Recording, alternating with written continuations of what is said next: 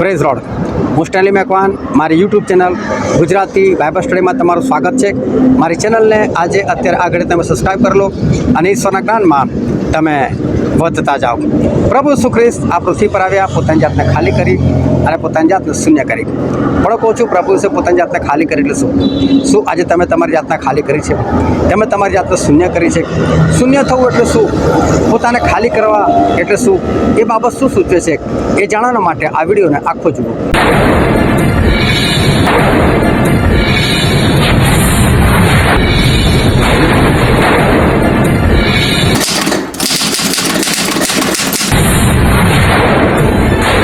હા, આપણે ઈશ્વર પિતાના વચન તરફ જઈએ અને બાઇબલની અંદરથી ફિલિપીઓને પાઉલ પ્રેરિત લખેલો પત્રક, તેનો 2જો અધ્યાય, અને આપણે વાંચીએ તેની 5મી કલમથી લઈ તેની 8મી કલમ સુધી.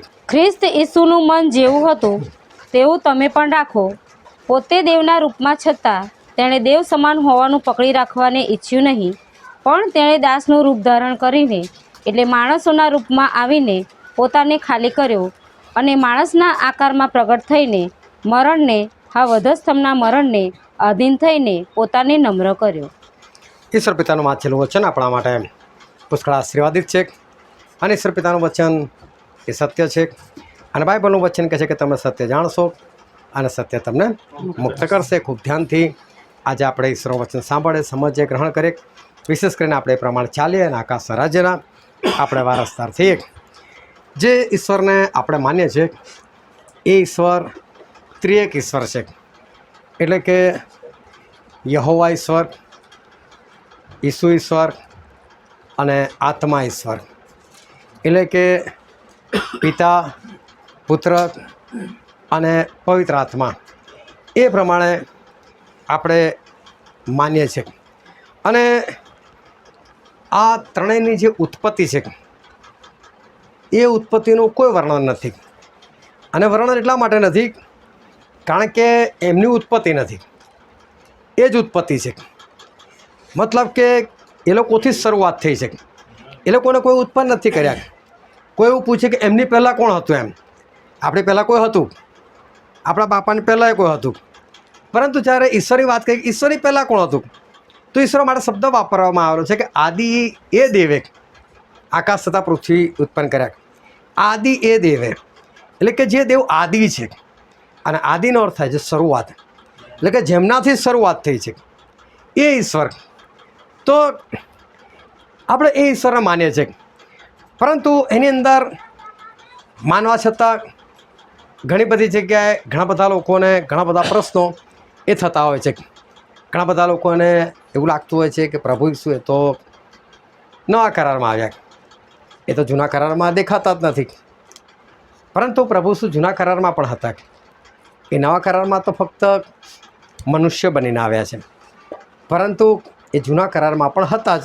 અને નવા કરારમાં આપણા માટે ખ્રિસ્ત બનીને, મસીહા બનીને એ આ પૃથ્વી પર એમનો જીવ આપવાના માટે એ આવેલા.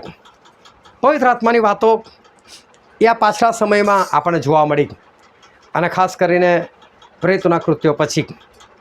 એટલે ઘણાને એવું લાગે પવિત્ર આત્માનું કામ હજુ અત્યારે શરૂ થયું, પરંતુ ઉત્પત્તિના પહેલા જ અધ્યાયથી લઈને છેક પ્રકટીકરણના 22મા અધ્યાય સુધી પવિત્ર આત્માનું કાર્ય છે. હવે ઘણા લોકોને તો એ પણ નથી ખબર કે પવિત્ર આત્મા એટલે કોણ. લોકો એવું સમજે કે આત્મા છે એમ, પરંતુ પવિત્ર આત્મા એ ફક્ત આત્મા નથી, એમનું પોતાનું પણ શરીર છે. એટલે પિતા અને પુત્ર અને પવિત્ર આત્મા એ આપણે પાડેલા નામ છે બાઇબલના હિસાબથી. પરંતુ ઈશ્વરનું જે ખરું નામ છે એ આજ સુધી કોઈ નથી જાણતું. અને પ્રકટીકરણમાં ઈશ્વર કહે છે જે જીતે છે એને હું મારું નામ જણાવીશ કે છે. એટલે એમનું ખરું નામ તો આપણે જ્યારે સ્વર્ગમાં જઈશું ને ત્યારે જ આપણને સાંભળવા મળશે. પરંતુ આવી રીતે આ ત્રણ ઈશ્વર આપણા છે, પરંતુ ત્રણે ત્રણ એકતાની અંદર એક છે. પરંતુ ગણતરીની અંદર ચોક્કસ 3 જણા છે. હવે આ ત્રણે જણ જે છે એ ત્રણે જણ આદિ અને અંત, એટલે કે ત્રણે શરૂઆત છે અને ત્રણે અંત છે. એટલે એવું નથી પહેલાં યહોવા બાપ આવ્યા, પછી યહોવા બાપે પ્રભુ ઈસુને બનાવ્યા હોય, અને એના પછી કંઈક પવિત્ર આત્માને બનાવ્યા હોય, કે પવિત્ર આત્માને પહેલાં બનાવ્યા હોય અને એના પછી પ્રભુ ઈસુને બનાવ્યા હોય, એવું નથી. આ ત્રણ સાથે જ છે. અને એમના વર્ષો ગણીએ તો શરૂઆતથી જ એ લોકો સાથે છે અને અત્યાર સુધી એ લોકો સાથે છે. કોઈ ઊંચું નથી અને કોઈ નીચું નથી. જે શક્તિ સામર્થ્ય પ્રભુ ઈસુમાં છે, એ શક્તિ સામર્થ્ય જેને આપણે યહોવા બાપ કહે છે એમનામાં છે, એ શક્તિ સામર્થ્ય પવિત્ર આત્માની અંદર પણ છે. હવે જો હું કદાચ પ્રશ્ન કરું કે ભાઈ પવિત્ર આત્મા માટે શું અશક્ય છે, તો આપણે એવું જ કહીએ કશું અશક્ય નથી. તો આપણે હું એવો સવાલ કરું કે પ્રભુ ઈસુનું શું અશક્ય છે, તો એમને પણ સગળું શક્ય છે.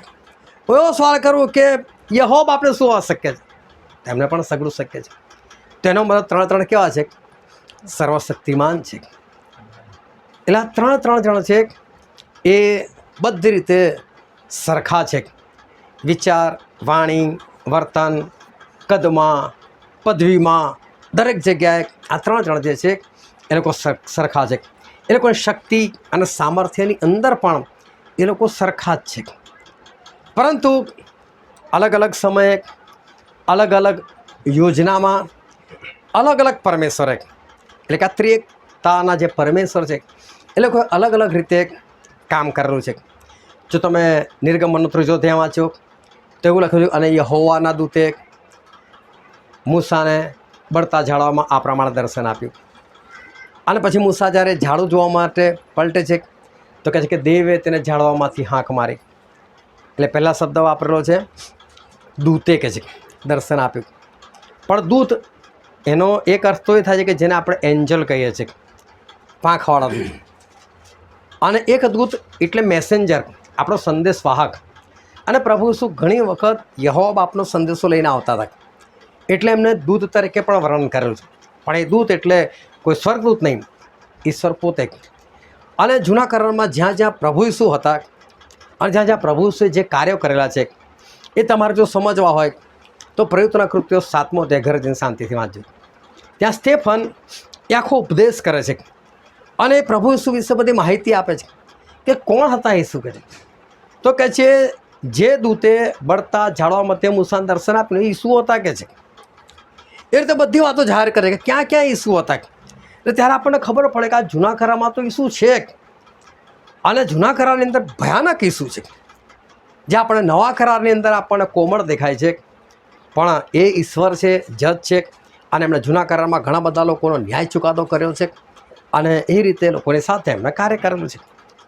તો આ ત્રણ જણ છે એ લોકો શક્તિ અને સામર્થ્યની અંદર એક સમાન છે. કોઈની શક્તિ સામર્થ્ય ઓછું નથી અને કોઈનું વધારે નથી. આ બધા સરખા છે. ઘણી વખત ઘણા બધા લોકોના મનમાં એવું હોય છે કે યહોવા બાપ છે ને એ મેઇન વ્યક્તિ એમ, અને એ પવિત્ર આત્માનો ઓર્ડર કરે, એ પ્રભુ ઈસુનો ઓર્ડર કરે. પણ એવું નથી. કોઈ કોઈનો ઓર્ડર કરતું નથી. એ લોકો સમજી વિચારીને કામ કરનાર ઈશ્વર છે. એ દરેક યોજના એમની પોતાની રીતે યોજનાની અંદર બનાવનાર યોજનાના ઈશ્વર છે. અને એટલે એ યોજનાની અંદર પવિત્ર આત્માના ભાગે જે કામ આવે એ કામ એ કરે છે. જે પ્રભુ ઈસુના હાથમાં કામ આવે છે એ પોતે કરે છે. અને જે કામ યહોવા બાપનું છે એ યહોવા બાપ કરે છે. તમે જો પ્રભુ ઈસુ ખ્રિસ્ત વધસ્તંભની ઉપર એ જોશથી કાંટો પાડે છે, એલોય એલોય લમા શબકથની, એટલે કે હે મારા દેવ તે મને કેમ મૂકી દીધો છે. પ્રભુ ઈસુ મનુષ્ય બનીને આવેલા અને યહોવા બાપ એ પ્રભુ ઈસુને છોડી દે છે. જ્યારે આખી દુનિયાનો પાપનો ભાર પ્રભુ ઈસુ પર મૂકવામાં આવે છે ત્યારે યહોવા બાપ સહન નથી કરી શકતા. પાપ આની પર એ પાપી અવસ્થાને સહન જ નથી કરી શકતા. તરત જ એમણે ભલે પ્રભુ ઈસુ દીકરા તરીકે આવેલા, મોઢું ફેરવી લીધું કે તારી પર પાપ, અને મોઢું અવળું ફેરવી લીધું. અને મોઢું અવળું ફેરવી લીધું, પ્રભુ ઈસુનું મૃત્યુ થઈ ગયું. જુઓ આ યહોવા બાપ. પણ યહોવા બાપ જ્યારે આ પરિસ્થિતિ જુએ છે તો પોતાનું મોઢું અવળું ફેરવી લે છે અને પ્રભુ ઈસુ બૂમ પાડે છે, હે મારા દેવ તે મને કેમ મૂકી દીધો છે. એ લોકોનો અંદરનો તમે પ્રેમ જો, અને પ્રભુ ઈસુ પવિત્ર આત્માના સામર્થ્ય ત્રીજા દિવસે એ ફરી પાછું સજીવન થાય છે. પવિત્ર આત્મા ઉઠાડવા જાય, ચલો ભાઈ ઉઠવાનો સમય થઈ ગયો.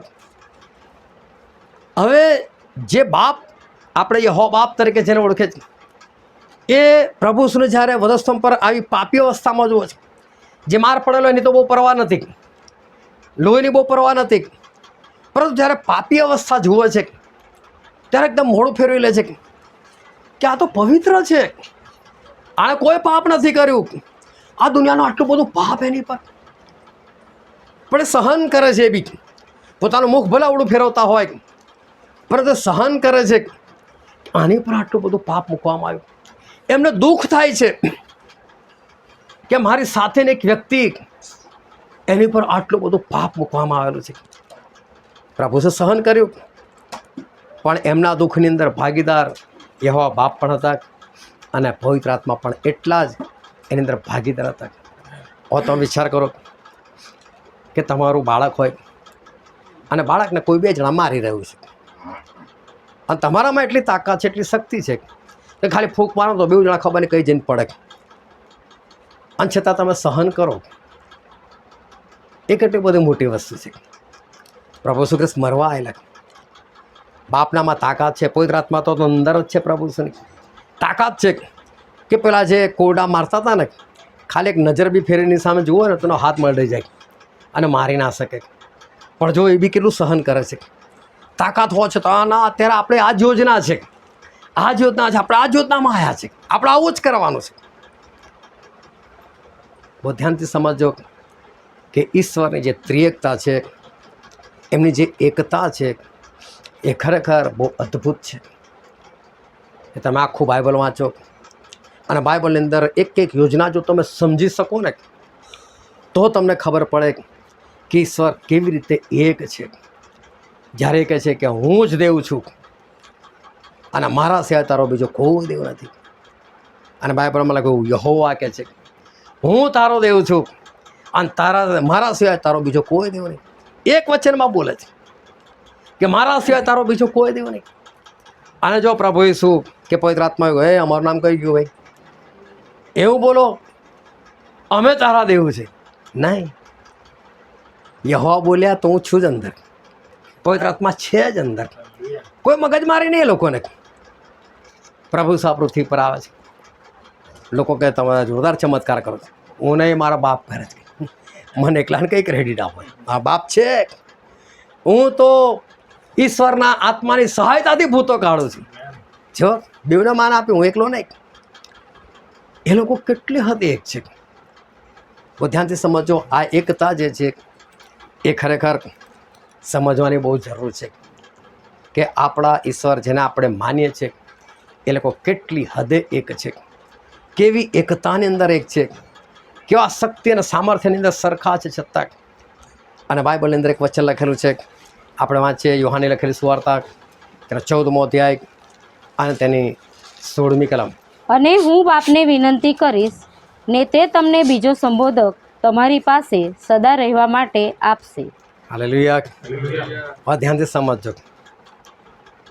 પ્રભુ શું કહે છે? હું બાપને વિનંતી કરીશ. બે વ્યક્તિ થયા અને એ તમને બીજો સંબોધક, 26મી કલમમાં ખુલાસો છે, સંબોધક એટલે પવિત્ર આત્મા. ત્રીજી વ્યક્તિ થઈ સદાને માટે તમને આપશે. હવે એક યોજના સમજજો. આ પવિત્ર આત્માને આ પૃથ્વી પર મોકલવાની એક યોજના જે છે એને તમે સમજજો. પ્રભુ ઈસુ આ પૃથ્વી પર એક મનુષ્ય બનીને આવ્યા છે, બાપ ઉપર છે અને એ બાપ પોતાના સિંહાસન પર બેઠેલા છે અને એમણે પોતાના એક સાથીને આ પૃથ્વી પર પુત્ર બનાવીને મોકલેલા છે. એ પણ સર્વશક્તિમાન છે, પણ એમનું ઐશ્વર્ય, એમની શક્તિ, એમનું સામર્થ્ય એ બધું છોડીને આવ્યા છે. જે આપણે ફિલિપીઓના પત્રમાં વાંચનની અંદર વાંચ્યું કે પ્રભુ ઈસુએ દેવ સમાન હોવાનું પકડી રાખવાની ઈચ્છ્યું નહીં, એ બધું છોડી દીધું. એટલે જેટલું બી ઐશ્વર્ય, એટલે કે ઈશ્વરની જે કંઈ તાકાત હોય એ બધી તાકાત 100% તાકાત છોડી દીધી, ત્યાં સ્વર્ગમાં મૂકી દીધી. ભાઈ હમણાં અહીંયા જ ગાડી બધું હું તો મનુષ્ય બનીને ખાલી બનીને જઉં છું. એ શૂન્ય બનીને આ પૃથ્વી પર આવ્યા. હવે તમે સમજી શકો છો કે પ્રભુ શું તમારા અને મારા જેવા શૂન્ય બનીને આવેલા આ પૃથ્વી પર. એટલે એમનામાં કોઈ શક્તિ નથી, કોઈ સામર્થ્ય નહોતું, કશું જ નહોતું, બિલકુલ ઝીરો. અહીં આવીને એમણે પ્રાર્થનાઓ સહિત, ઉપવાસ સહિત એ બધું મેળવ્યું, એ વસ્તુ અલગ છે. પણ કેટલું મેળવ્યું? જેટલું એક માણસ મેળવી શકે છે ને એટલું. દેવ નહોતા બની ગયા. દેવ બની ગયા હોત ને તો કોઈ એમને જોઈ ના શકત. એ જ પ્રભુ વિશે મૂસાને કીધું, મને જેને કોઈ જીવતો ના રહી શકે છે. એટલે પૃથ્વી પર દેવ નહોતા બન્યા. પણ આપણે પવિત્ર આત્માનું જેટલું સામર્થ્ય પ્રાપ્ત કરી શકીએ છીએ, જે મેળવી શકીએ છીએ, એ બધું પ્રભુ વિશે આ પૃથ્વી પર એમણે મેળવ્યું અને શેતાનને એમણે હરાવ્યું. હવે વિચાર કરો કે એ તો પૃથ્વી પર એમણે મેળવી વસ્તુ અલગ છે, પણ છે તો બાપની સમાંતર. એટલી શક્તિ, એટલું સામર્થ્ય છે. અને બાપને શું કહે છે? એ આપણને શું કહે છે? હું બાપને વિનંતી કરીશ. હવે વિચાર કરો, બે સરખી વ્યક્તિ, એમાંની એક વ્યક્તિ, બેઉ જે શક્તિ સામર્થ્યમાં એક જ છે, એમાંની એક વ્યક્તિ એવું કહે છે કે હું બાપને વિનંતી કરીશ. પણ બાપ એટલે કોણ? એમના સમાંતર. જેટલી શક્તિ પ્રભુ ઈસુમાં છે, સામર્થ્ય પ્રભુ ઈસુમાં છે, દેવ તરીકે, એટલું જ બાપમાં છે. હવે આપણામાં જેટલી તાકાત હોય એટલી સામેવાળામાં તાકાત હોય. આપણે શું વિનંતી કરવાની? બેસ ભાઈ, તારી પાસે તો મારી પાસે બી છે, બોલ શું કરું છું? પણ અહીંયા પ્રભુ શું કહે છે? હું વિનંતી કરીશ કે છે, બાપને વિનંતી કરીશ. જો સમાંતર છે લોકો, પણ કે જો હું બાપને વિનંતી કરીશ. અને એ શું કરશે બાપ? તો કે પવિત્ર આત્માને તમારા માટે સદાના માટે મોકલી આપશે. એટલે હું બાપને કહીશ, બાપ પવિત્ર આત્માને કહેશે, ભાઈ તું જાની છે. આ એક યોજના હતી. પ્રભુ શું ડાયરેક્ટ પવિત્ર આત્માને નહીં કહેવાના? શું ના કહી શકે? બધા સરખા છે તો કહી શકે ને. પણ એક યોજના બની, આપણે આ રીતે કામ કરવાનું છે. હું બાપને વિનંતી કરીશ, બાપ પવિત્ર આત્માને કહેશે, અને પવિત્ર આત્મા એમનું સાંભળીને નીચે આ પૃથ્વી પર આવશે. હાલેલુયા. બહુ સરસ. ઈશ્વરો વચન સમજવાની જરૂર છે. ને આજે શાંતિથી સાંભળજો કે પિતા, પુત્ર અને પવિત્ર આત્મા, આજે ત્રણ વ્યક્તિ છે. એ લોકો શક્તિ અને સામર્થ્યમાં, આયુષ્યમાં, બધી રીતે એક જ છે, સરખા જ છે.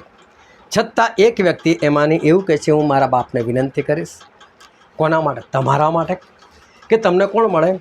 પવિત્ર આત્મા મળે. અને પવિત્ર આત્મા એમની સમાંતર જ છે. પણ બાપ પવિત્ર આત્માને કહેશે, ભાઈ તું જાની છે. તો કેમ? તો કે મને ઈસુએ કીધું છે, તારા માટે મને વિનંતી કરી છે. હું ના જઉં પાપીઓમાં.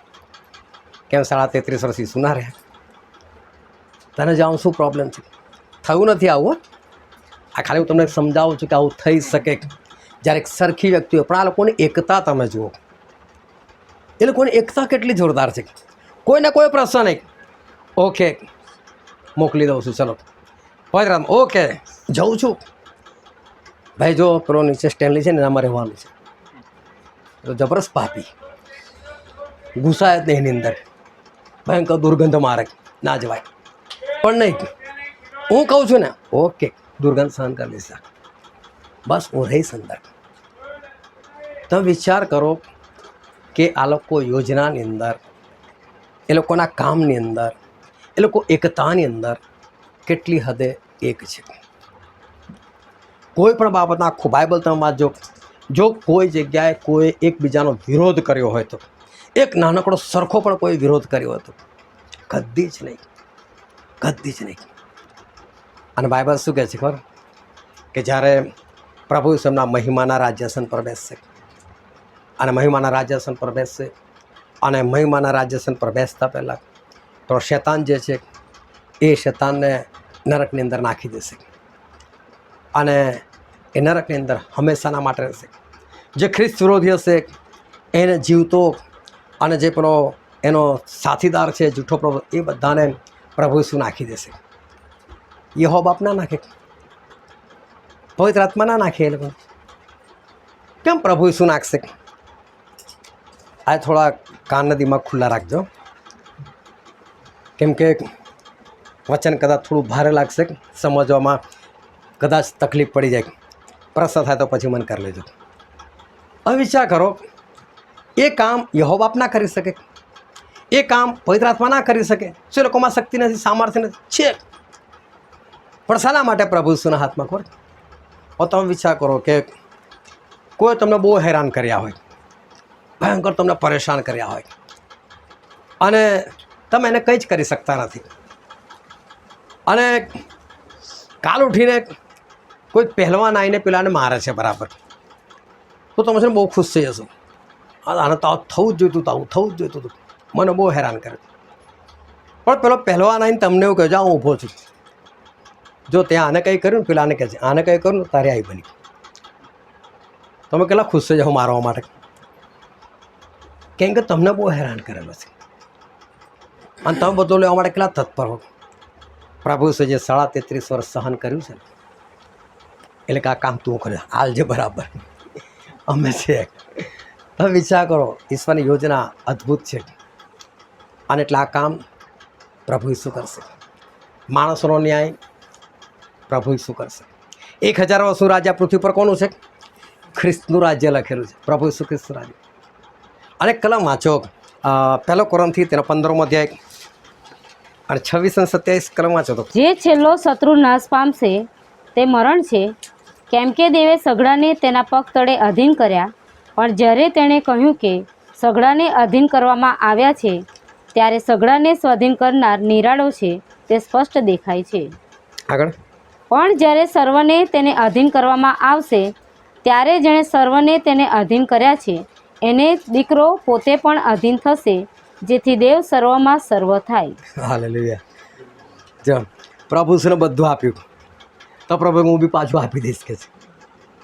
સમજો તમે કે કેટલા બધા આ લોકો એકતાની અંદર એક છે, કે દરેક વસ્તુ એ લોકો સમજીને વિચારીને સાથે રહીને કોઈ પણ જાતના પ્રશ્નો વગર એ લોકોના કાર્યો જે છે એ કરી રહ્યા છે. અને આજ સુધી શૈતાન કદી પણ એ લોકોને તોડી શક્યો નથી. અને આજે તમે જુઓ કે આજે શૈતાન જે છે એ વિશ્વાસીઓને તોડી રહ્યો છે.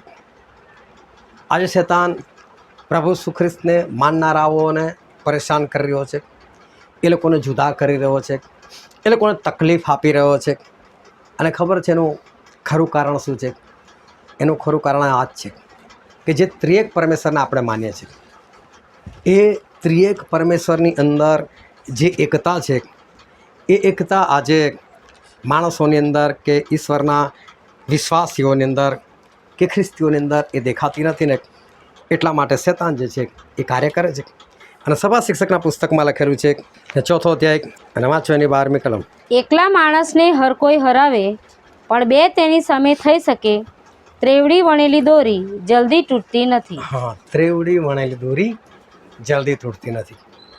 આ પિતા પુત્રના પવિત્ર આત્મા છે. ત્રેવડી વણેલી દોરી તમારે કદી અનુભવ કરવો હોય ને, તો તમે જે કપડાં પહેર્યા છે ને એમાંથી એક દોરો ખાલી ખેંચી કાઢજો. કાં તો તમે બજારમાંથી, આ જે લોકો પતંગના શોખીન હશે એ લોકોને ખબર છે, સાંકળ 8 કેમ બોલે છે ખબર? 8 દોરા ભેગા કરીને એક દોરો બનાવેલો છે. પણ કોઈ આમ દોરને એવું કરે ભાઈ આ 8 દોરા છે, એક જ દોરો છે, એકબીજા સાથે વણાયેલા છે. અને એટલે કાપવો જે છે ને મુશ્કેલ બની જાય છે. અહીં પ્રભુ કહે છે કે ત્રેવડી વણેલી દોરી, જો તમે 2 જણ સાથે છો તો કોઈની સામે થઈ શકો છો. અને પછી કહે છે કે ત્રેવડી વણેલી દોરી એ તૂટતી નથી કહે છે. એટલે જ્યારે તમે એકતાની અંદર એક છો ને, તો શત્રુ શૈતાનની તાકાત નથી કે તમને તોડી શકે. પરંતુ જ્યારે માણસ એકલો છે તો કહે છે એકલા માણસને હર કોઈ હરાવે, એટલે એકલાને તો કોઈ પણ પહોંચી વળે. પણ જ્યારે આપણે એકબીજાની સાથે જોડેલા હોય ત્યારે શૈતાનની શક્તિ નથી કે આપણને તોડી શકે. એ કદી પ્રભુને તોડી શક્યો નથી. એની પાસે બી શક્તિ છે, સામર્થ્ય છે, પણ આપણા ઈશ્વર સર્વશક્તિમાન છે. એ કદી ઈશ્વર તોડી શક્યો નથી અને તોડી શકવાનો પણ નથી, કારણ કે ઈશ્વર એ એક છે. હવે હું છે ખાસ ઈશ્વર વચન જે આજે આપણા માટે છે એ વચનને ખાસ ધ્યાનમાં રાખજો કે યહોવા બાપ શું કરે છે. એની અંદર કદી પ્રભુ શું માથું નથી મારતા. પ્રભુ શું કરે છે એમાં પવિત્ર આત્મા કદી કશું હસ્તક્ષેપ નથી કરતા, આમ નહીં આમ કરો. પવિત્ર આત્મા જે કરે છે એમાં કદી યહોવા બાપ કશું કરતા નથી. આ ત્રણેય જણની એક સમજ છે અને જે કામ જેણે કરવાનું છે એ ઈમાનદારીથી એ લોકો કરે છે. તમે જો બાઇબલની અંદર લખ્યું, આદિએ દેવે આકાશ તથા પૃથ્વી ઉત્પન્ન કર્યા અને પૃથ્વી અસ્તવ્યસ્ત તથા ખાલી હતી અને જળનિધિ પર અંધારું હતું અને દેવનો આત્મા પાણી પર હાલતો થયો. એટલે કે પવિત્ર આત્મા હાલતા થયા અને પવિત્ર આત્મા હાલતા થયા એટલે આ પૃથ્વીનું નવું સર્જન થયું, નવું સર્જન કરવામાં આવ્યું. આ નવા સર્જનની અંદર શું કોઈએ એવું કીધું કે આ કામ બરાબર નથી થયું કે પેલું કામ બરાબર નથી થયું? ત્રણ એક છે. જે કંઈ બન્યું, જે રીતે બન્યું, બધું ઓકે. કોઈ વાંક જ નથી, કશું જ નથી. કદી કોઈ કશું કહેતું નથી. એક માણસ હતો અને એને પોતાના ડ્રોઈંગ પર બહુ ભરોસો કે હું બહુ જોરદાર દોરું છું. એકવાર જોરદાર ડ્રોઈંગ બનાવ્યું અને પછી શહેરનો એક રસ્તો હતો કે જે રસ્તો બહુ જ ભીડભાડ ભરેલો, ત્યાંથી પબ્લિક જનારી વધારે અને ત્યાં 4 રસ્તા પડતા હતા અને ત્યાં વચ્ચે એક સર્કલ બનાવેલું હતું. ત્યાં એ ભાઈએ એ ડ્રોઈંગ પોતાનું લટકાવી દીધું અને નીચે છે ને એણે પેનથી એવું લખ્યું કે આમાં તમને જે જગ્યા પર ભૂલ દેખાય ને ત્યાં ખાલી લાલ ટપકું કરજો કે છે. હવે એને કેવું કે ભાઈ આપણે ડ્રોઈંગ એટલો જોરદાર, અને પછી સાંજે લેવા ગયો ને ત્યારે ડ્રોઈંગની હાલત જ ખરાબ. બધી જગ્યાએ લાલ લાલ ટપકા, બધી જગ્યા ભૂલો. એટલો બિચારો નિરાશ થઈ ગયો, ડિપ્રેશનમાં જતો રહ્યો. ખાય નહીં, પીવે નહીં, ઉદાસ ફર્યા કરે.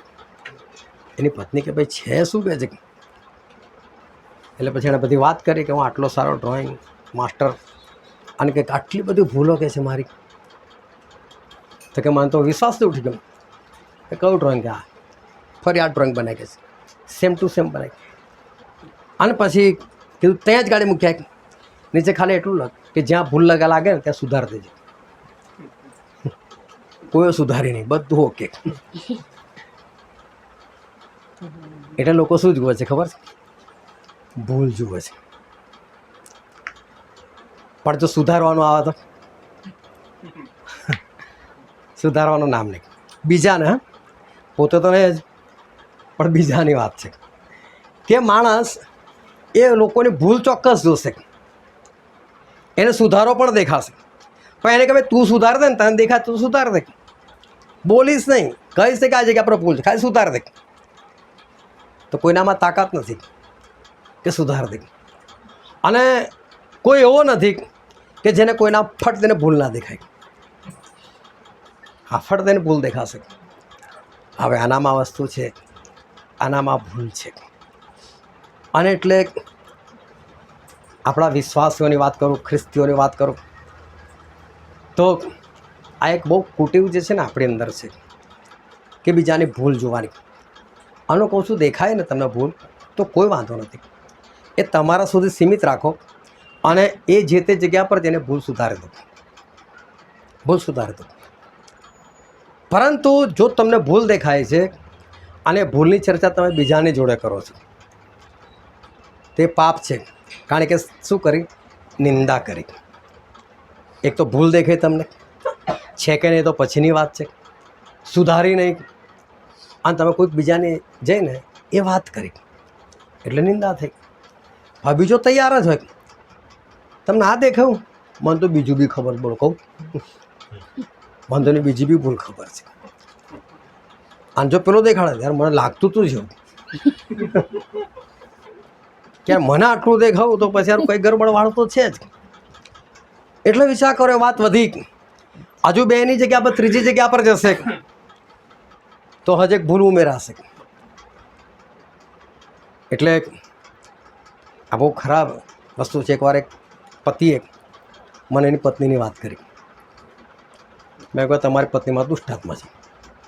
એમણે મને વાત કરી, તમારી પત્નીમાં દુષ્ટાત્મા છે. હવે તો પ્રાર્થના માટે ભેગા થઈ ગયા. એ પત્નીને વચ્ચે બેહાડી, યીશુ નામે ઉદ્ધાર મૂકવાનો, શૈતાન કા સામના કરો, ભાગેગા. તો કશું હતું નહીં, એટલે કશું પ્રગટે ના થયું, કશું નહોતું. 2 દિવસ થયા, 4 દિવસ થયા, 6 દિવસ થયા, પત્ની સાથે મળવાનું થયું. એની વાતો કહે. તારે ખબર ભૂલ તો પહેલાંનામાં જ છે. આ બધું જૂઠું બોલ્યું. આ તો સારી છે, પણ વાત જ પ્રગટ એ રીતે કરી તો આપણને લાગે આ તો 100% દુષ્ટાત્માનું કાર્ય છે, પણ કશું પ્રગટ નહીં. એટલે ધ્યાનથી સમજજો કે જો કોઈની ભૂલ દેખાય છે અને તમે એને સુધારી નથી શકતા તો પહેલાં તો ભૂલ જ ના જુઓ. કેમ કે ભૂલ તમને દેખાય તો તમારામાં સુધારવાની તાકાત હોવી જોઈએ. તમે જેને સુધારી લો કે ભાઈ તારામાં આ વસ્તુ છે ને, આ વસ્તુને આ રીતે દૂર કરી દેવાય, વાર્તા ખલાસ કરી નાખો ત્યાં ગાડી. પણ એ નથી થતું. અને જો તમે એ વાત કોઈ બીજી જગ્યાએ કરો છો તો એ નિંદા છે, એ પાપ છે, અને ઈશ્વરને એ વસ્તુ ભૂલથી બી પસંદ નથી. એટલે કોઈની પણ નિંદા કદી પણ કરવી નહીં. ભૂલ કદી કોઈની જોવી નહીં. જોવી ત્યારે જ કે જ્યારે તમે એને સરખી કરી શકો છો, તમારામાં એવી શક્તિ છે, તમારામાં એવું સામર્થ્ય છે તો. બાકી જ્યારે પણ આપણે એક આંગળી કરે છે ને તો બાકીની 3 આંગળી આપણી સમક્ષ હોય છે, 3 આંગળી આપણને ચીંધેલી હોય છે. એટલે એ વસ્તુનું ખાસ ધ્યાન રાખજો કે બીજાની અંદર ભૂલ કદી પણ જોવીને અને દેખાય છે તો પર્સનલ મળો અને જઈને સુધારી લો. એક વખત એક ભાઈ હતા અને સંગતની અંદર રેગ્યુલર હતા. હવે એક દિવસ એમને કંઈક વચન બીજું કંઈક મળી ગયું. જે વચન મળ્યું એમને બહુ સરસ લાગ્યું, અને બહુ સરસ લાગ્યું એટલે પછી મારી પાસે આવ્યા. એટલે ભાઈ મારે તમને એક વાત કરી છે. ચોક્કસ કરો. અને એ હિંમત ભેગી કરે મને કહેવાના માટે, પણ હિંમત જ ના આવે. એ મને એવું કહેવા માગતા હતા કે તમે જેટલું બી શીખવાડો છો ને બધું ખોટું છે, અને સત્ય જે છે ને મને મળ્યું છે, તો તમે આ સત્ય લોકોને શીખવાડો, એવું મને કહેવા માગતા હતા. પણ વિચાર કરો, મને કહે જ ના શક્યા. અને પછી લગભગ કલાક મારી સાથે બેઠા. ભાઈ જે હોય તો કહી દો, જે હોય તો કહી દો. છેલ્લે મને કહે યાર ના, જે હશે ઈશ્વર તમને દેખાડશે, કે તમે ઈશ્વરને પ્રાર્થના કરજો ને કે. અને પછી ભાઈને જવાનું થયું એટલે બહાર નીકળતા હતા. અને બહાર નીકળતા મારા પગથિયા હતા, છેલ્લે બૂટ પહેરતા હતા. અને મને ઈશ્વરે કહી દીધું કે આની માન્યતા શું થઈ છે અને કઈ માન્યતા લઈને તારી પાસે આવી. મેં કીધું ભાઈ તમે આવું માનો છો? તો કે હા, એ જ તમને કહેવા કહી દીધું તમને ઈશ્વરે. હું કીધું પણ પ્રભુ એવું નથી કીધું કે હું ખોટું, પ્રભુ કે આ ખોટું છે. એટલે હું કહું ભાઈ તમારી અંદર જે માન્યતા છે ને એ માન્યતા ખોટી છે. ચલો એ મારાથી જુદા થઈ ગયા, મને એનાથી કોઈ વાંધો નથી, જુદા થઈ ગયા. પણ હું કહું છું પ્રેમનું શું? આપણા તમારી માન્યતા અલગ છે, મારી માન્યતા અલગ છે. તો માન્યતાની રીતે કંઈક અલગ થયા, પણ એને પ્રેમ જોડે કે લેવા દેવા. તો પતિ પત્નીમાં ઝઘડો નહીં થતો, તો છોડીને ભાગી જાવ છો. થઈ ગયો. એક આમ ખેંચ્યું ને એક આમ ખેંચ્યું, કલાક પછી એકબીજાની માફી માંગે, ભાઈ જોડે નથી રહેતા. પ્રેમ તો સચવાવો જોઈએ ને આપણો. ભલે અડધો કલાક કદાચ આમ તેમ થાય, પછી તો પ્રેમ આવી જવો જોઈએ. પણ માન્યતા બદલાય એના લીધે પ્રેમ જ અલગ થઈ ગયો. બોલાવે નહીં, છલાવે નહીં, ફોન નહીં, મેસેજ નહીં. ઉપરથી મેસેજ કરીને કીધો મને કે મારા સાથીઓને કોઈને મેસેજ નહીં કરવાનો તમારે. સારું ભાઈ, નહીં કરીએ.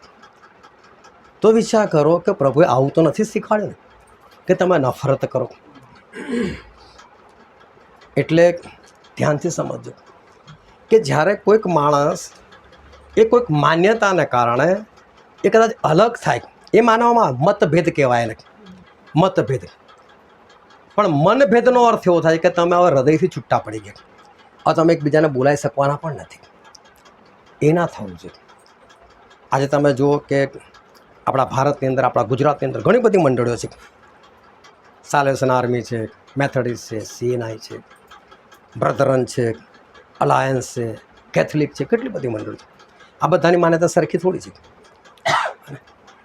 પણ તમે જોજો ફેશન વીકમાં એક જ પુલપીટ પર બધા હોય છે કે નહીં હોતા, એક જ સ્ટેજ પર બધા હોય છે કે નહીં. જે માનતું હોય તમે બાપ્તિસ્મા લો કે ના લો, છોડો. એનાથી પ્રેમને તો કોઈ લેવા દેવા નથી ને. તમે લો કે ના લો એ વસ્તુ અલગ છે. તમે પ્રભુને પાડો કે ના પાડો વસ્તુ અલગ. તમે છાંટાનો બાપને તમે ડૂબીને લો, એ તમારો મત છે, એ તમારી માન્યતા છે. સાચી ખોટીની વાત નથી કરતો, પરંતુ એના લીધે પ્રેમને તો અસર ના થવી જોઈએ ને. પ્રેમને શું કામ અસર થાય? પ્રેમ તો સચવાવો જોઈએ એકબીજાની સાથે. પણ માણસ એના કારણે એકબીજાને મળી ના શકતો હોય, બોલાઈ ના શકતો હોય, તો એ શું? અને એક કલમ આપણે વાંચીએ, યોહાનનો પહેલો પત્ર, ચોથો અધ્યાય અને તેની 8મી કલમ. જે પ્રેમ કરતો નથી તે દેવને ઓળખતો નથી, કેમ કે દેવ પ્રેમ છે. હા, દેવ તો પ્રેમ છે. માન્યતા એની જગ્યા પર, મત એની જગ્યા પર, પણ દેવ શું છે? પ્રેમ છે. તો આપણે કમસે કમ એકબીજાને પ્રેમ તો કરી શકીએ ને. તારે જે માનવું એવું માન, કદાચ હું ખોટો, કદાચ તું ખોટું, પણ પ્રેમ તો એકબીજાને કરીએ આપણે. પ્રેમને શું લેવા દેવા? હાલેલુયા. દેવ કોણ છે? પ્રેમ. દેવ એટલે કોણ? પિતા, પુત્ર, પવિત્ર આત્મા, ત્રણ દેવ છે. પ્રભુ શું કહે છે? પ્રકટીકરણ 1:8 વાંચો તો. પ્રભુ દેવ જે છે, જે હતો ને જે આવનાર છે, જે સર્વશક્તિમાન છે, તે કહે છે કે હું આલ્ફા તથા ઓમેગા છું. શું કહે છે? પ્રભુ દેવ. જે કંઈક શબ્દ સમજો, ફરી વાંચો. પ્રભુ દેવ જે છે, જો પ્રભુ દેવ એટલે છે ને કે પ્રભુ દેવ. કયા દેવ? 3 દેવ છે. એમાં પ્રભુ દેવ પણ કયા દેવ? તો કે જે છે, પછી જે હતો જે હતો ને જે આવનાર અને છે. જે આવનાર છે. એટલે પરફેક્ટ ઈસુની વાત કરું છું અત્યારે હું.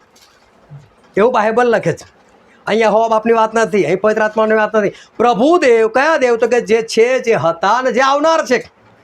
એ પ્રભુ ઈસુ ખ્રિસ્ત છે. જે હતા એટલે કે મૃત્યુ પણ પામેલા 3 દિવસ માટે, અને જે ફરી આપણને લેવાના માટે કે દુશ્મનો સાથે બદલો લેવાના માટે ફરી આવનાર છે. હું એ દેવની વાત કરું છું. એ દેવ કેવા છે? જે સર્વશક્તિમાન એ છે, સર્વશક્તિમાન છે. તે કહે છે કે હા. હું આલ્ફા તથા ઓમેગા છું. આલ્ફા અને ઓમેગા. આલ્ફા એટલે જે અરામી લેંગ્વેજ છે એનો સૌથી પહેલો શબ્દ, જેમાં આપણા ગુજરાતીમાં ક ખ ગ છે. કની પહેલાં શું આવે? તો કશું નહીં. એ રીતે એમાં આલ્ફા શબ્દ છે. આલ્ફાની પહેલાં શું? તો કશું નહીં. એટલે પ્રભુ શું કહેવા? હું આદિ છું, હું જ પહેલું છું. હાલેલુયા. તો કોઈ બીજા 2 જણા આવીને કીધું, એ બેસ ભાઈ, તો નવા કરવામાં મોકલેલો નહીં. હા ને, કેટલા એક છે આ લોકો. પણ શું કહે છે? હું સર્વશક્તિમાન. પ્રભુ શું કહેવા છે? સર્વશક્તિમાન. એ તો મનુષ્ય બનીને આવેલા, એટલો સમય વસ્તુ અલગ હતી. એ આપણે એ પોતાની જાતને ખાલી કરીને આવેલા હતા. પણ એ કેવા છે? સર્વશક્તિમાન. એ પ્રથમ અને છેલ્લા છે. આ ઈશ્વરનું વચન કે છે. હિબ્રુ 4:12 વાંચો તો. કેમ કે દેવનો શબ્દ જીવંત, સમર્થ તથા બેધારી તલવાર કરતાં પણ વિશેષ તીક્ષ્ણ છે. તે જીવ તથા આત્માને અને સાંધા તથા મજ્જાને જુદા પાડે, એટલે સુધી વિંધનારો છે અને હૃદયના વિચારોને તથા ભાવનાઓને પારખનાર છે. દેવનો શબ્દ. અને દેવનો શબ્દ કોને નામ આપવામાં આવેલું છે? પ્રભુ ઈસુ ખ્રિસ્તને નામ આપવામાં આવ્યું છે. એ તો સમર્થ છે, બેધારી તરવાર કરતાં વધારે તીક્ષ્ણ છે. એ જીવ અને આત્માને જુદા કરી નાખે એટલી હદે વિંધનાર છે. ભલે પ્રભુ ઈસુ ખ્રિસ્ત નવા કરારમાં લોકોને દેખાતા હોય, પણ એ આલ્ફા છે અને એ ઓમેગા પણ છે. એ રીતે પવિત્ર આત્મા પણ અને યહોવા બાપ પણ. પણ છતાં આ દરેક જણ એકબીજાની સાથે પ્રેમથી એવા જોડાયેલા છે કે દરેક યોજનાની અંદર એ લોકો સાથે છે. અને કદી એકબીજાની ભૂલ એ લોકોને દેખાતી નથી, કારણ કે થતી નથી. એકબીજામાં એ રીતે એ લોકો કદી પણ જોતા નથી, પરંતુ હંમેશા 3 જણ એકબીજાને સાથ આપીને એ ત્રેવડી વણેલી દોરીની જેમ એક સાથે રહીને એ લોકો કાર્ય કરે છે. અને માટે શૈતાન આજ સુધી કદી પણ એ લોકોને તોડી શક્યો નથી. હવે તમે જુઓ કે આ 3 જણ અને 3 જણના કામ તમે જુઓ. જેટલી યોજનાઓ ઈશ્વરે બનાવી એ બધી યોજનાની અંદર એ લોકો સાથે છે. શું કહે છે? દેવ પ્રેમ છે કે છે. એટલે પિતા પણ પ્રેમ છે, પુત્ર પણ પ્રેમ છે અને પવિત્ર આત્મા પણ પ્રેમ છે. દેવે જગત પર એટલો બધો પ્રેમ કર્યો કે પોતાનો એકાકી જનિત દીકરો આપ્યો. એટલે દેવનો પ્રેમ એટલે બાપનો પ્રેમ. તો કે એકાકી જનિત દીકરો એણે પણ જીવ તો આપ્યો હતો પોતાનો, એ બી પોતે તૈયાર થયા ને, તો એમનો પ્રેમ નહીં. અને પવિત્ર આત્માનું ફળ શું? પ્રેમ. આ બધા પ્રેમ છે. અને મારે ધ્યાનથી સમજો. કદાચ તમારામાં મતભેદ આવે, મતભેદથી નહીં ગભરાવો. મતભેદ પાપ નથી. તમારામાં મતભેદ આવે ને, એ પતિ પત્નીમાં હોય, મા બાપને બાળકોમાં હોય, કે ભાઈ બહેનમાં હોય, મતભેદ પાપ નથી. શબ્દ સમજો, મતભેદ. કે એક આ બાજુ ખેંચે છે ને એક આ બાજુ ખેંચે છે, તો એ પાપ નથી. પણ પછી મતભેદ ઉગ્ર સ્વભાવ પકડે ને તો પ્રોબ્લેમ. હા ભાઈ તું જુઠ્ઠો અને તું આમ ને તું એ ના થવું જોઈએ. શાંતિથી તમે લોકો એકબીજાની સાથે ચર્ચા કરો, કોઈ વાંધો નહીં. જેટલું ખેંચાય એટલું ખેંચો, કોઈ વાંધો નથી. પણ એની અંદર પાપ નથી. પણ મનભેદ થઈ જાય, મતભેદ કરતાં કરતાં મનભેદ થઈ જાય અને મનની અંદર નફરત આવી જાય, પ્રેમ જતો રહે, તો પછી એ વસ્તુ એ બહુ ઊંડી છે. અને જે વચન આજે આપણે વાંચેલું હતું ફિલિપીઓનો પત્ર, તેનો 2 અધ્યાય અને 5મી કલમથી લઈને 8મી કલમ સુધી આપણે વાંચ્યું. અને વાંચો તેની 5મી કલમ. ખ્રિસ્ત ઈસુનું મન જેવું હતું તેવું તમે પણ રાખો. પ્રભુ ઈસુ ખ્રિસ્તનું મન જેવું હતું તેવું તમે પણ રાખો. આ 3 જણ એક જ છે. તો જેવું પ્રભુ ઈસુનું મન છે એવું જ યહોવા બાપનું મન છે, એવું જ પવિત્ર આત્માનું મન છે. હા કે ના? હા ને? આ 3 જણા મન સરખા છે, પણ એ પ્રભુ ઈસુ ખ્રિસ્ત વિશે ખાસ લખવામાં આવે છે કે પ્રભુ ઈસુનું જેવું મન હતું ને એવું મન તમે પણ રાખો. કેમ પ્રભુ ઈસુ ખ્રિસ્તનું મન આ જગ્યા પર યહોવા બાપનું ના લખવામાં આવ્યું, કે આ જગ્યા પર પવિત્ર આત્માનું લખવામાં ના આવ્યું, અને આ જગ્યા પર પ્રભુ ઈસુ ખ્રિસ્તનું જ કેમ લખવામાં આવ્યું? તેનું કારણ પણ છે. આગળ શું લખેલું છે? પોતે દેવના રૂપમાં છતાં તેણે દેવ સમાન હોવાનું પકડી રાખવાને ઈચ્છ્યું નહીં. એ દેવના રૂપમાં હોવા છતાં પ્રભુ ઈસુ આ પૃથ્વી પર આવ્યા એની પહેલાં દેવના રૂપમાં, જેને જોઈને કોઈ જીવતું ના રહી શકે એવા રૂપમાં હતા, પણ એ પકડી રાખવાને ઈચ્છ્યું નહીં. શું શબ્દ છે? દેવનું સ્વરૂપ હતું પણ એને પકડી રાખવાની ઈચ્છ્યું નહીં. હું આ ના છોડું. એનો મતલબ પ્રભુ ઈસુમાં કઈ ભાવના છે? છોડવાની ભાવના. અને શું કહે? જેવું પ્રભુ ઈસુનું મન હતું તેવું કોનું રાખો? આપણું પણ હોવું જોઈએ. તો આપણામાં શું હોવું જોઈએ? છોડવાની ભાવના હોવી જોઈએ. શું છોડ્યું પ્રભુએ? પ્રભુએ શું છોડ્યું? ઐશ્વર્ય, એમની પોતાની તાકાત, એમની પોતાની શક્તિ, એમનું પોતાનું સામર્થ્ય. હવે આપણે બહુ બધું કેટલું ભણેલા છે બરાબર? કોઈ 10મું, કોઈ 12મું, કોઈ ડિપ્લોમા, તો કોઈ એન્જિનિયરિંગ, બરાબર? કોણ એથી વધારે કોણ ભરેલું છે? જો કોઈ PhD કર્યું હોય, કોઈ કદાચ પોતાના નામને આગળ ડૉક્ટર લગાવી શકે. કેટલા ટકા છે આપણા? કેટલું જ્ઞાન છે આપણી પાસે? અને વિચાર કરો કે પ્રભુનું જ્ઞાન કેટલું બધું, એમની શક્તિ કેટલી બધી. આ બધું એમણે શું કર્યું? છોડ્યું. આ છોડીને આપણા માટે આ પૃથ્વી પર ખાલી થઈને આવું. કોના માટે છોડ્યું? આપણા માટે છોડ્યું. તો આજે બાઇબલ એવું કહે છે કે પ્રભુ ઈસુનું જેવું મન હતું તેવું તમે પણ રાખો. તો તમે શું કરતા શીખો? છોડતા શીખો. હું ઈશ્વરના માટેની વાત નથી કરતો, ઈશ્વર માટે છોડો. હું એવું કહેવા માગું, તમે તમારા લોકો માટે છોડો. તમે જેની સાથે ઉઠો છો, બેસો છો, એના માટે તમે છોડતા શીખો. તમારા કુટુંબ માટે છોડતા શીખો. તમારા સગાવાલાઓ માટે છોડતા શીખો. પકડી ના રાખો. પકડી રાખે ત્યારે શું થાય છે? પ્રોબ્લેમ થાય છે, અશાંતિ થાય છે, કજ્યો થાય છે, કંકાસ થાય. છોડો લોકોના માટે. છોડો. તમારી પાસે જે બી જ્ઞાન છે, તમારી પાસે જે બી મત છે, તમારી પાસે જે બી વસ્તુ છે, જે બી સામર્થ્ય છે, પડતું મૂકો બધાની આગળ. જો કોઈની સાથે તમારે કંઈક થઈ રહ્યું છે, કંઈક પ્રોબ્લેમ થઈ રહ્યો છે, તો એને શું કરો? તમે છોડી દો એને. અને તમે છોડી દો એટલે શું થાય? શાંતિ થઈ જાય, અશાંતિ આવતી બંધ થઈ જાય, મતભેદ થયો પણ મનભેદ ના થાય, તમારા ઘરની શાંતિ જળવાઈ રહે. તમે જે બી સગાઓ, જે બી છો, અડોસ પડોશ જે બી છો, તમારા બંનેની વચ્ચે પ્રેમ એવો ને એવો રહે. હાલેલુયા. તો પ્રભુ શું કહે છે કે તમે છોડતા શીખો. પ્રભુ શું જેવું મન હતું તેવું તમે પણ રાખો. પછી આગળ શું લખેલું છે? પણ તેણે દાસનું રૂપ ધારણ કરીને એટલે માણસોના રૂપમાં આવીને પોતાને ખાલી કર્યો. અને ખાલી કર્યો. માણસોના સ્વરૂપમાં આવીને પોતાને ખાલી કર્યો. અરે તમારા ઘરે ટાંકી છે, તમે એનું પાણી વાપરો છો, તમે ઉપર જોવા જાઓ છો ભાઈ કેટલી ભરેલી છે, તો તમે શું કહો? અડધી ભરેલી છે. તમે એવું બી કહી શકો અડધી ખાલી છે. પણ મોટાભાગે શબ્દ શું આવે? અડધી ભરેલી છે. આમ જો તમે મોટર ચાલુ કરી હોય અને ભરાતી હોય અને ત્યારે તમે જોવા શું કહો છો? બે અડધી ભરેલી છે. કેમ? હજુ ભરાઈ રહી છે. જ્યાં તમે વાપરો છો, પાણી નથી આવ્યું, ત્યાં તમે શું કહો છો? બે અડધી ખાલી છે. અડધી ખાલી છે, અડધી ભરેલી છે. આ બે શબ્દો અલગ અલગ જગ્યાએ વપરાય છે. પ્રભુ છે પોતાને ખાલી કર્યા. આ પૃથ્વી પર આવતા પહેલાં એમણે ખાલી કર્યા. કેમ? આપણા લોકો મધ્ય આવતા હતા. એક કલમ આપણે વાંચીએ, નિર્ગમનનું પુસ્તક, ત્યાં 33મો અધ્યાય અને તેની 5મી કલમ. અને યહોવાએ મૂસાને કહ્યું, ઇઝરાયેલ પુત્રોને કહે કે તમે હઠીલી પ્રજા છો. જો હું એક પળવાર તારી મધ્ય આવું તો હું તારો સંહાર કરું. હાલેલુયા. ઈશ્વર શું કહે છે? એક પળ પર તારા પાસે આવું તો શું કરી નાખું?